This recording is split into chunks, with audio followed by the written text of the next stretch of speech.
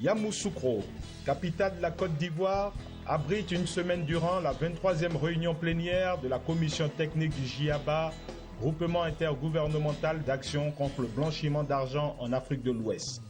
Issus des 15 pays membres de la communauté économique des États de l'Afrique de l'Ouest, CEDEAO, et de Sao Tomé et Principe, les membres du GIABA ont pris une part active aux travaux de Yamoussoukro. Donc les enjeux de cette 23e réunion, nous sommes à une phase charnière dans le cadre de la lutte contre le blanchiment des capitaux et le financement du terrorisme dans la région. Cette phase charnière s'explique comment? De 2011 à 2014, le GIABA a développé une stratégie d'intervention auprès des États pour mettre en place les dispositifs, les renforcer. Aujourd'hui, ce cycle prend fin. Et il a donné lieu à quoi? Il a donné lieu à l'évaluation de tous les pays membres, à savoir les 15 pays de la CEDEAO et un pays non membre de la CEDEAO qui fait partie du GIABA, Sao Tomé et Principe, a donné lieu à l'évaluation de leur dispositif national de lutte. L'évaluation, c'est évidemment passer au crible fin toute la chaîne économique, toute la chaîne économique, les activités et la gouvernance du pays à travers le crible des normes que constituent les 40 recommandations édictées par les GAFI.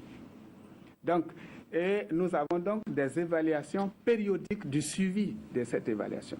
Donc, à la date d'aujourd'hui, nous sommes à la phase finale de ce cycle parce que nous allons engager à partir de 2016 un nouveau cycle d'évaluation. Ce nouveau cycle se base essentiellement sur les normes révisées du GAFI et de la méthodologie révisée. Et a pour point crucial l'évaluation des risques nationaux, au plan national. L'évaluation des risques.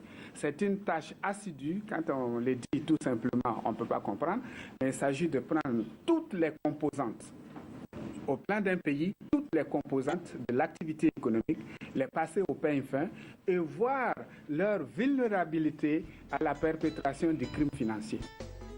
Occasion pour le pays hôte de faire l'état des lieux et dresser les perspectives en Côte d'Ivoire. C'est le lieu de rappeler que notre pays est entré depuis mai 2012 dans le processus de l'évaluation mutuelle de son dispositif de lutte contre le blanchiment de capitaux et le financement du terrorisme. En novembre 2015, il présentera son 3e rapport de suivi.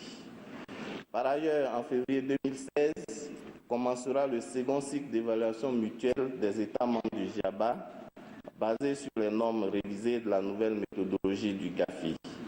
Ensemble, nous devons préparer ce processus extrêmement important.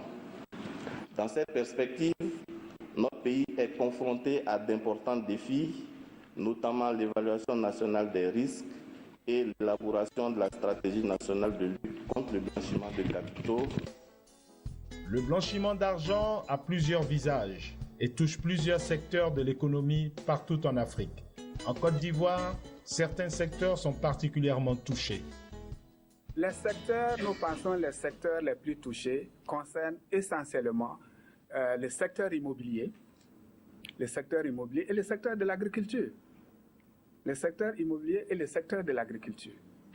Voilà. Vous savez que notre pays est un pays à vocation agricole. Vous savez que vous pouvez vous demander comment ça peut se perpétrer. Nous avons eu des dossiers dans ce cadre-là qui portent sur le blanchiment à travers les graines de café et les graines de cacao. Nous avons également des dossiers qui portent sur l'acquisition de plantations d'EVA.